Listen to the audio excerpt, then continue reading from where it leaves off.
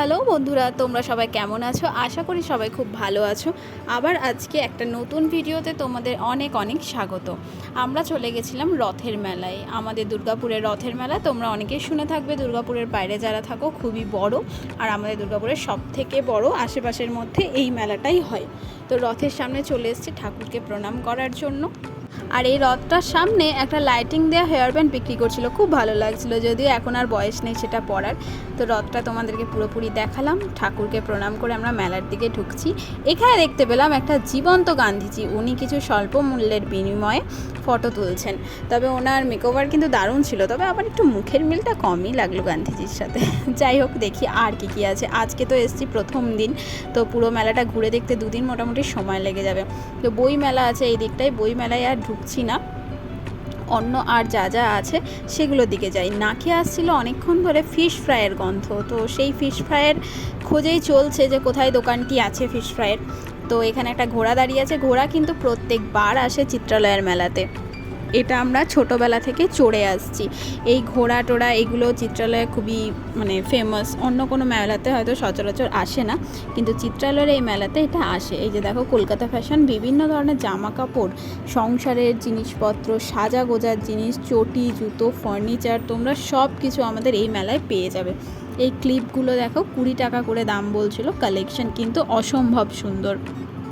দুর্গাপুরের বাইরে যারা থাকো তারা কখনো টাইম পেলে একবার এই মেলায় ঘুরে যেতে পারো। যেমন কলকাতার বই মেলা বিখ্যাত, আমাদের এখানে দুর্গাপুরের রথের মেলা কিন্তু খুব বিখ্যাত। আর সঙ্গে এটা আমার সবচেয়ে ফেভারিট, যার জন্য আমি মেলায় আসি। যে কোনো মেলায় এর দাম থাকে বিভিন্ন। কিছুদিন আগে একটি মেলায় গেছিলাম, সেখানে 20 টাকা প্লেট নিচ্ছিল, কিন্তু এখানে নিল 30 টাকা প্লেট। তবে আমার খুব ফেভারিট, যে কোনো মেলায় আসি আমি এই আইসক্রিম খাবার টানে। তো স্বাদটা আমি বলবো না যে খুব ভালো ছিল, জানি না, হতে পারে বিভিন্ন জায়গায় বিভিন্ন রকমের স্বাদ হয়, তবে এটা আমার খুব একটা ভালো লাগেনি খেতে। যাই হোক, চলো দেখি। এরপর আমরা যাচ্ছি হচ্ছে মন্দিরের জায়গাটায়, যেখানে ঠাকুরকে রেখেছে। প্রভু জগন্নাথকে দর্শন করার জন্য অনেক দর্শনার্থীরা বাইরে দাঁড়িয়ে আছে। আমরাও যাচ্ছি ভেতরে প্রভুকে দর্শন করার জন্য। এই সময় চলছিল সন্ধ্যারতি। তো অনেক বয়স্ক মহিলা, তারপরে অনেক মধ্যবয়স্ক মহিলা, ওনারাও সবাই চেয়ারে বসে ছিলেন সন্ধ্যারতি দেখার জন্য। আমরাও একটু প্রভুকে দর্শন করলাম, প্রণাম করলাম ঠাকুরকে। এইটা আগে রথের মধ্যে থাকতো, কিন্তু এখন এই মন্দিরটা করে দেওয়াতে এই মন্দিরটার মধ্যে রেখে দেয়। প্রণাম করে আমরা আবার মেলার উদ্দেশ্যে চলে এসেছি। দেখছো কত রকমের চুড়ি, এর অনেক পিসই আমার বাড়িতে আছে। এতদিন ধরে মেলায় এসে এক পিস করে কিনতে আজ অনেক জমে গেছে। তবে দামটা একটু বেশি, মেলাতে তো ডাকের হিসাবে দাম থাকে, ওনাদেরও তো জায়গার জন্য ভাড়া দিতে হয়, সেই অনুযায়ী দামটা একটু বেশি। তবে কিছু কালেকশন আমার খুবই ভালো লেগেছিল। এই চুড়িগুলো সব পেয়ার হচ্ছে 100 টাকা করে। আমি একটা চুড়ি যদিও নিয়েছি, তোমাদের দেখাবো। এবার এই দোকানটাতে এসছি। আচ্ছা, এইটা দেখো, এই যে বাঁশের গাছটা দেখতে পাচ্ছ, এই বাঁশটা আমরা প্রথমে দূর থেকে না অরিজিনাল মনে করেছিলাম। অরিজিনাল বাঁশ গাছ দেখে আমরা ভেবেছিলাম যে দেখবো কেমন কি দাম বলছে না বলছে। তো এসে দেখলাম এটা একটা আর্টিফিশিয়াল ফুলের দোকান। তো এই সানফ্লাওয়ারগুলো তো আমার অসম্ভব সুন্দর লাগছিলো। এখানে দাঁড়িয়ে অনেকে ফটোও তুলছিল, আর এখানে যেহেতু লাইটিংটা ভালো না, খুব ভালো ফটো আসছিলো।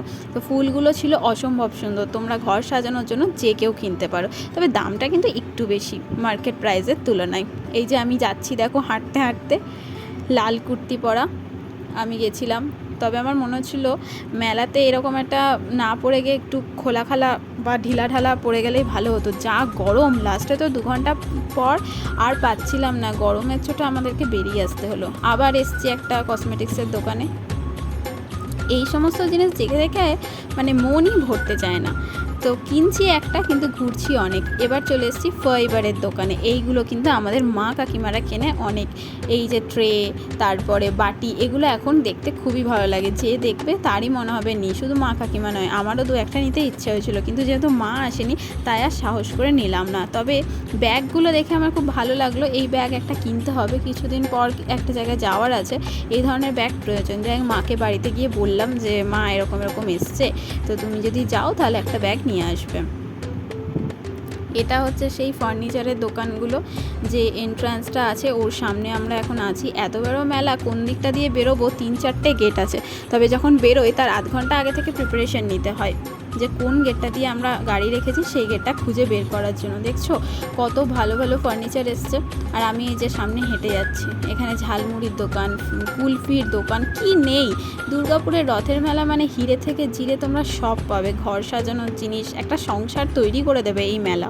জাস্ট তোমাকে এসে কিনতে হবে। এই যে পেয়ে গেছি আমাদের সেই কাঙ্ক্ষিত এক ফিশ ফ্রাইয়ের দোকান। এর গন্ধ অনেকক্ষণ থেকে নাকে আসছিল। যাই হোক, ফিশ কবিরাজি নিচ্ছি। ফিশ ফ্রাইও নেওয়ার ইচ্ছা ছিল, কিন্তু একটাই খাই, পরের দিন এসে আরেকটা খাবো। তো ফিশ কবিরাজিটা নিলাম, এবার ফিশ কবিরাজিটা খাবো। তো ভালোই করেছিল। ফিশ কবিরাজিটা 150 টাকা নিয়েছিল। আর এটা দেখতে পাচ্ছ, এটা হচ্ছে সুনামি রাইড আমাদের দুর্গাপুরের। এবার এটা নতুন এসছে রাইডটা। তো আমরা এটা দেখবার জন্য অনেক ভিড় করেছিল লোকজন। আমাদের সামনে দেখতে পাচ্ছ প্রচুর লোকজন দাঁড়িয়ে আছে। আর একে কীরমভাবে ঘোরাচ্ছে, আমরা তো দেখেই ভয় পেয়ে গেছি, পুরোটা দেখতেই পারিনি। খানিকক্ষণ দেখার পরে আমার মনে হচ্ছে এখান থেকে কতক্ষণে বেরোবো।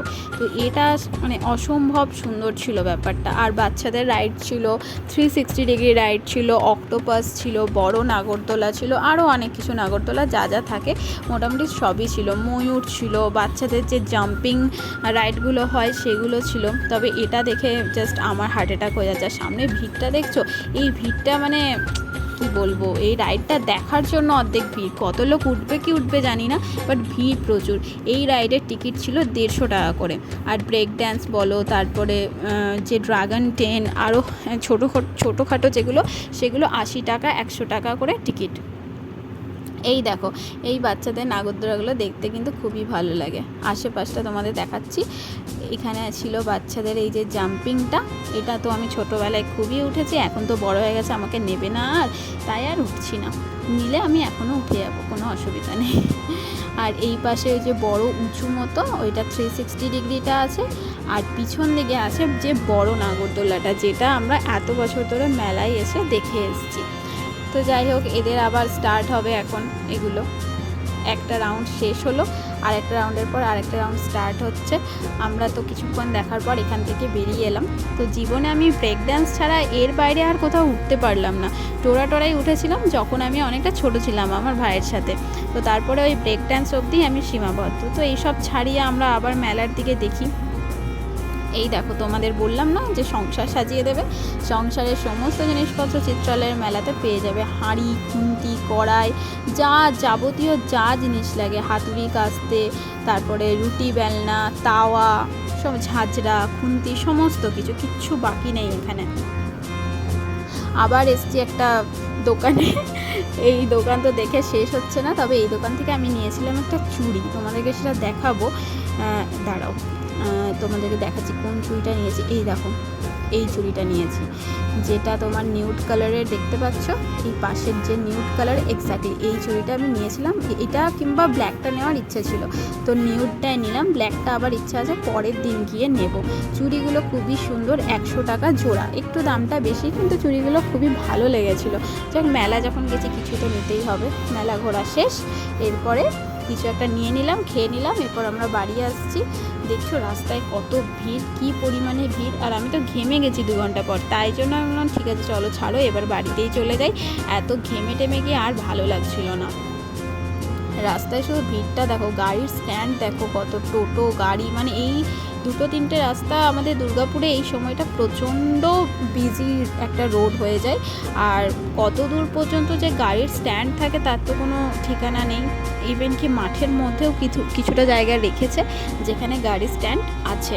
তো টোটো আছে, মেলার সময় টোটো তো ভালোই চলে। আমরা গাড়িটা যেখানে রেখেছি সেই জায়গাটা তোমাদেরকে দেখাচ্ছি, সেখানে ভিড়টা দেখো, কত গাড়ি আছে। এই জায়গাটায় গাড়িটা রাখা হয়েছিল। তো এবার বাড়ি চলে এসেছি বাড়িতে। তো ভিডিওটা এখানেই শেষ করছি, আবার দেখা হবে পরের একটা ভিডিওতে। ততক্ষণ তোমরা ভালো থেকো, সুস্থ থেকো, টাটা বাই বাই। আবার খুব তাড়াতাড়ি দেখা হচ্ছে এখনকার মতো, টাটা।